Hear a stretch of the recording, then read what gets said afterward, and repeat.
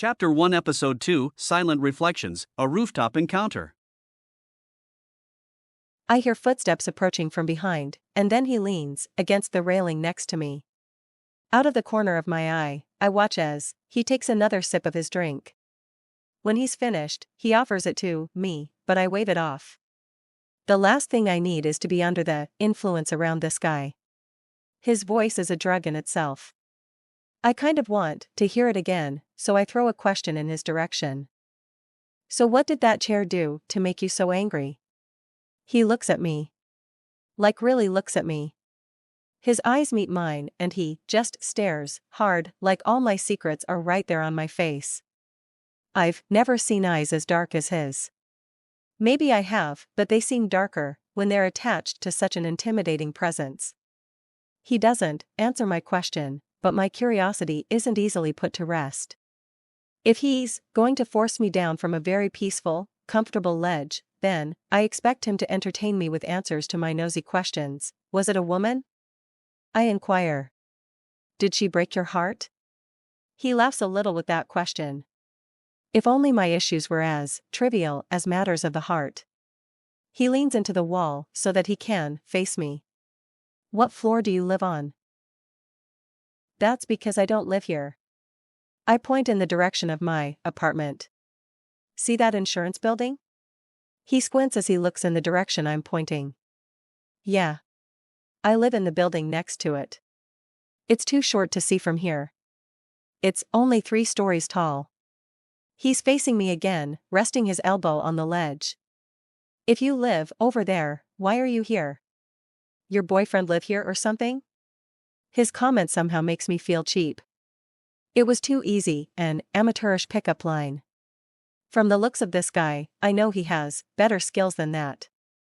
It makes me think he saves the more difficult pickup lines for the women he deems worthy. You have a nice roof, I tell him. He lifts an eyebrow, waiting for more of an explanation. I wanted fresh air. Somewhere to think. I pulled up Google Earth and found the closest apartment complex with a decent rooftop patio. He regards me with a smile. At least you're economical, he says. That's a good quality to have. At least, I nod, because I am economical. And it is a good quality to have. Why did you need fresh air? He asks, because I buried my father today and gave an epically disastrous eulogy, and now I feel like I can't breathe. I face forward again and slowly exhale. Can we just not talk for a little while? He seems a bit relieved that I asked for silence. He leans over the ledge and lets an arm dangle as he stares down at the street. He stays like this for a while, and I stare at him the entire time. He probably knows I'm staring, but he doesn't seem to care. A guy fell off this roof last month. He says, I would be annoyed at his lack of respect for my request for silence, but I'm kind of intrigued. Was it an accident? He shrugs.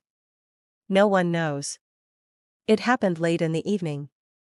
Wife said she was cooking dinner and he told her he was coming up here to take some pictures of the sunset. I look over the ledge, wondering how someone could possibly put themselves in a situation where they could fall by accident. But then I remember I was just straddling the ledge on the other side of the roof a few minutes ago. When my sister told me what happened, the only thing I could think about was whether or not he got the shot. I was hoping his camera didn't fall with him, because that would have been a real waste, you know? To die because of your love of photography, but you didn't even get the final shot that cost you your life? His thought makes me laugh. Although I'm not sure I should have laughed at that. Do you always say exactly what's on your mind? He shrugs. Not to most people. This makes me smile. I like that he doesn't even know me, but for whatever reason, I'm not considered most people to him. He rests his back against the ledge and folds his arms over his chest. Were you born here? I shake my head. No.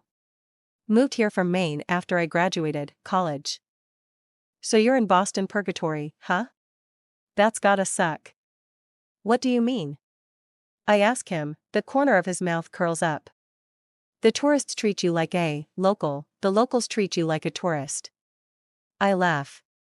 Wow. That's a very accurate description. I've been here 2 months. I'm not even in purgatory yet, so you're doing better than I am. What brought you to Boston? My residency. And my sister lives here. He taps his foot and says, right beneath us, actually. Married a tech-savvy Bostonian and they bought the entire top floor.